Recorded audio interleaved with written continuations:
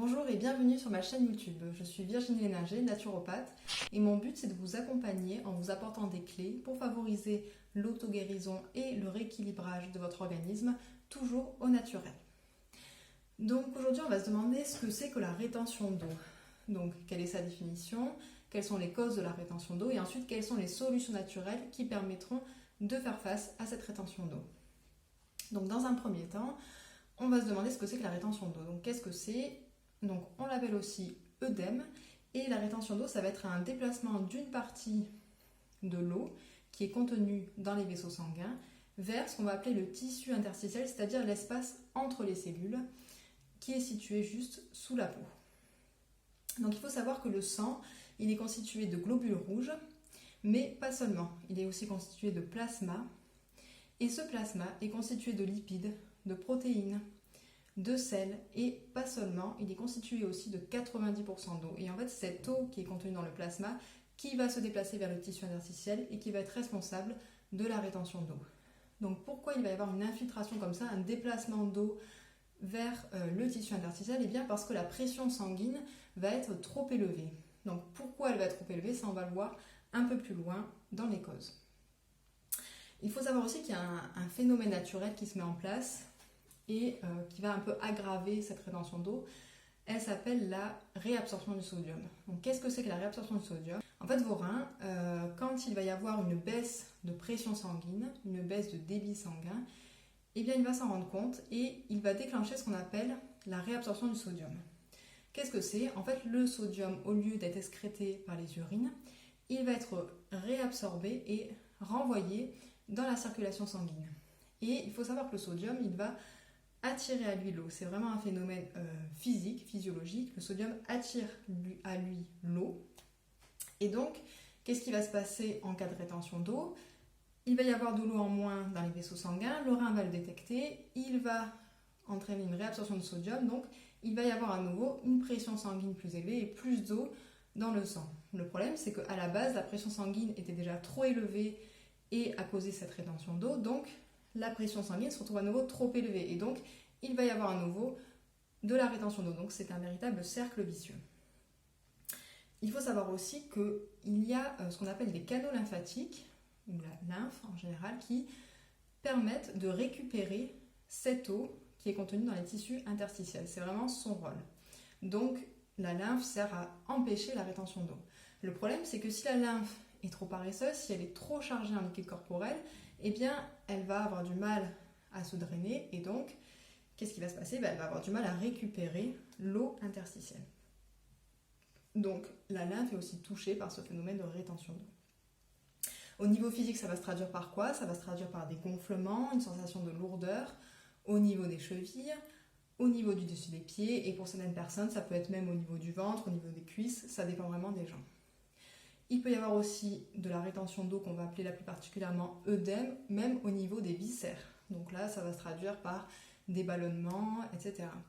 Il peut y avoir un dernier phénomène, ça va être la prise de poids. Donc là, ça dépend des personnes. Certaines personnes ne prennent pas de poids, d'autres par contre peuvent prendre entre 1 et 3 kg. Donc maintenant qu'on a vu ce que c'était que l'œdème, eh bien on va se demander quelles sont les causes profondes de cet œdème pour mieux comprendre de quoi il s'agit. Eh bien, il faut savoir quelque chose que je n'ai pas précisé, c'est que cette rétention d'eau, elle va se passer plus précisément au niveau des capillaires sanguins. Qu'est-ce que c'est que les capillaires sanguins? Ce sont des petits vaisseaux sanguins très fragiles qu'on va retrouver entre les artères et les veines qui vont envoyer de l'O2 aux cellules et qui vont récupérer le CO2 et le déchet des cellules pour les renvoyer aux veines. Donc, comme ils sont vraiment très petits au niveau des cellules, ils vont être très fragiles. Donc c'est à ce niveau-là en particulier qu'a lieu la rétention d'eau. Mais le problème de pression sanguine trop élevée va se retrouver au niveau des artères et le problème de manque de retour veineux va se retrouver bien évidemment au niveau des veines. Donc pourquoi cette pression sanguine est trop élevée? Eh bien il y a deux facteurs qui vont expliquer cela. Le premier facteur, ça va être la rigidification des parois des vaisseaux sanguins. Le deuxième facteur, ça va être un sang qui va être trop volumineux, trop statique et qui va avoir du mal à circuler. Donc on va voir un peu plus en détail ces deux facteurs pour mieux les comprendre. Donc le premier facteur dont on avait parlé, c'était la rigidification des parois. Qu'est-ce qui cause cette rigidification des parois? Eh bien, c'est tout d'abord une alimentation qui va être délétère, c'est-à-dire trop riche en acides gras saturés. Donc si vous consommez trop d'acides gras saturés, vous allez favoriser le dépôt de mauvais cholestérol ou cholestérol LDL. Donc ce cholestérol, ce type de cholestérol en excès, il va se déposer sur la paroi des vaisseaux sanguins. Et donc ce dépôt, eh bien, au bout d'un moment, va favoriser ce qu'on appelle des plaques, l'apparition de plaques d'athérome qui sont composées de ce cholestérol. Et donc, à terme, ça va favoriser une rigidification des parois. Et qui dit rigidification des parois dit, eh bien, du sang qui va avoir plus de mal à circuler, qui va être plus volumineux, et donc un débit sanguin plus élevé et plus de pression artérielle. Il y a aussi la sédentarité et le manque de sommeil qui, à long terme, favorise une rigidification des vaisseaux sanguins.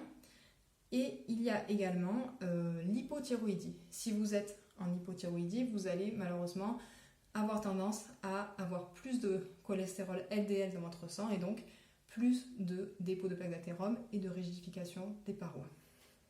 Enfin, il y a 2 facteurs comme l'âge et les prédispositions génétiques contre lesquels malheureusement on ne peut pas faire grand-chose. Donc ça, c'était le premier facteur. Maintenant, le deuxième, c'est, donc on a vu un sang qui est trop volumineux, qui va mal circuler. Donc ça, à quoi ça va être dû? Donc d'une part, comme on l'a vu, à cause de la rigidification des parois, mais d'autre part aussi, et là encore à cause d'une hygiène de vie qui ne va pas être super, si vous consommez du sel en excès, et bien comme on l'a vu tout à l'heure, le sodium attire l'eau à lui, donc vous allez avoir un sang qui va être trop volumineux et donc qui va mal circuler, un débit sanguin trop important et de l'hypertension artérielle. Et donc de la rétention d'eau. Il y a aussi la sédentarité. Si vous restez assis ou debout pendant trop longtemps, là encore, ça va poser des problèmes. Il y a aussi la déshydratation. Si vous ne buvez pas assez, vous favorisez un mauvais drainage du sang et un mauvais retour veineux. Encore plus si vous consommez de l'alcool. Là, ça déshydrate complètement, donc c'est encore pire.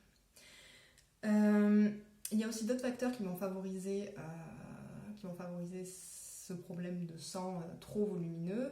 Vous allez avoir la prise de corticostéroïdes, la prise de pilules contraceptives.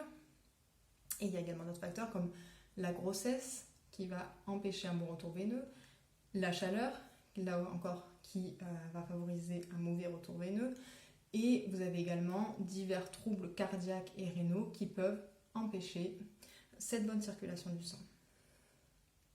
Voilà, donc maintenant qu'on a vu un petit peu les différentes causes plus en profondeur de cette rétention d'eau, eh bien, on va se demander quelles sont les solutions naturelles qu'on peut mettre en place pour éviter au maximum cette rétention d'eau.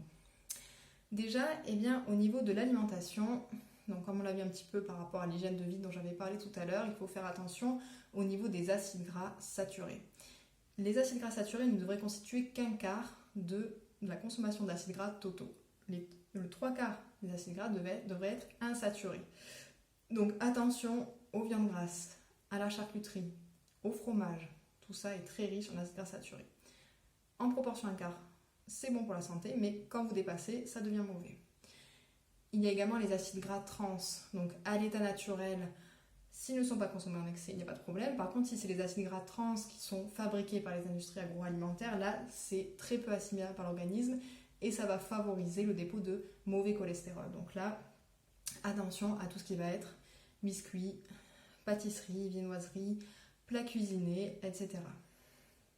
Attention aussi à la consommation de sel, comme on l'a vu. Limitez un maximum la consommation. Donc là, vous avez notamment la charcuterie et le fromage. Donc en fait, ça retombe un peu sur ce qui est trop gras, donc ça tombe bien en un sens. Comme ça, vous avez juste à faire attention par rapport à ces produits-là. Et donc pensez aussi, comme on l'a vu, à bien vous hydrater pour bien favoriser un bon drainage du sang et un bon retour veineux. Évitez l'alcool aussi qui déshydrate. Par rapport à ce qui est intéressant de manger, ça va être les fruits et les légumes. Pourquoi? Parce qu'ils sont riches en potassium. Et le potassium, il va avoir un effet inverse par rapport à celui du sodium. Le sodium a tendance à attirer l'eau à lui, à favoriser la rétention d'eau, alors que c'est l'inverse pour le potassium. Il va permettre d'évacuer l'eau, que ce soit à l'intérieur ou à l'extérieur des cellules, et donc il va favoriser une perte de rétention d'eau. Vous pouvez consommer notamment au niveau des fruits, les fruits rouges qui sont très intéressants, notamment pour l'été, puisqu'ils sont riches en un antioxydant qu'on va appeler l'anthocyane et qui va favoriser un bon drainage sanguin. Vous avez aussi le thé qui favorise un bon drainage du sang, à consommer 1 à 2 fois par jour, au-delà. Donc là, vous pouvez prendre la reine des prés et l'artichaut qui sont de très bonnes plantes diurétiques.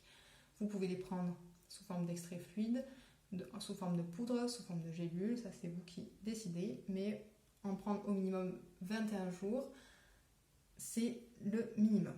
C'est un petit peu embêtant. Voilà, donc ça c'est au niveau de l'alimentation. Maintenant, qu'est-ce qu'on peut faire au niveau de l'hygiène de vie en général? Eh bien, marcher en fait, quotidiennement, entre 20 et 30 minutes par jour, c'est vraiment un minimum pour favoriser une bonne circulation du sang, un bon retour veineux et éviter les rétentions d'eau.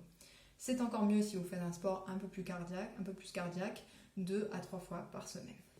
Le sport est d'autant plus intéressant puisqu'il va favoriser aussi un bon drainage de la lymphe, donc une bonne récupération de ce liquide interstitiel qui est responsable de la rétention d'eau. Ensuite, au niveau de la phytothérapie. Qu'est-ce que vous pouvez prendre? Eh bien, je vous conseille de prendre dans un premier temps des plantes qui sont dites diurétiques. Donc, qu'est-ce que c'est que des plantes diurétiques? C'est des plantes qui sont décongestionnantes, qui vont permettre de favoriser une baisse du volume de votre corps, notamment là où c'est gonflé. Donc là, vous avez de la rétention d'eau. Donc, ce sont des plantes intéressantes à prendre si vous sentez vraiment gonflé, ballonné. Ensuite, ce que je vous conseille, c'est de prendre dans un deuxième temps des plantes qu'on va appeler plantes de la circulation. Pourquoi des plantes de la circulation? Puisque, comme leur nom l'indique, elles vont permettre une bonne circulation du sang, elles vont vraiment aider à fluidifier le sang et aussi la lymphe, et elles vont donc jouer un rôle dans la bonne circulation du sang, dans un bon retour veineux. Donc vous avez par exemple la mamélis ou la vigne rouge qui sont des plantes intéressantes à ce niveau-là. Donc là, vous pouvez les prendre là aussi sous forme de gélules, de poudre, d'extrait fluide, 21 jours minimum, dans un second temps. Donc ça va permettre vraiment de travailler dans un premier temps sur vos symptômes et de limiter la rétention d'eau, et dans un second temps de travailler sur la fluidité du sang pour anticiper et éviter de prochaines rétentions d'eau, notamment pendant les fortes chaleurs. Ensuite, au niveau de l'aromathérapie, vous avez des huiles essentielles qui sont intéressantes, par exemple l'antiscope pistachier ou le cyprès de Provence. Donc j'en parle plus précisément sur un de mes posts Instagram, donc je vous incite à les regarder. Ensuite, vous avez 2 techniques qui sont vraiment intéressantes pour favoriser une diminution de cette rétention d'eau. Vous avez le drainage lymphatique tout d'abord. Le drainage lymphatique, il va permettre vraiment de favoriser une bonne circulation de la lymphe en profondeur et en douceur par des techniques notamment de pompage et de pression. Par rapport à ça, d'ailleurs, je connais une très bonne adresse, donc une personne compétente qui travaille à Marseille et qui est spécialisée dans le drainage lymphatique, donc je vous mettrai le lien en description. Il y a également les douches froides qui est une deuxième technique toute simple et intéressante à mettre en place. Donc après vous êtes douché, vous douchez un petit peu à l'eau froide au niveau des jambes, ça va vraiment favoriser la circulation sanguine et en plus de ça, ça va diminuer tout ce qui est cellulite. Donc on fait d'une pierre deux coups. Voilà, bah écoutez, j'espère que cette vidéo vous a plu, qu'elle a répondu à toutes vos questions. Si vous en avez encore, n'hésitez pas à me laisser des commentaires, n'hésitez pas non plus à vous abonner et je vous dis à bientôt pour une prochaine vidéo.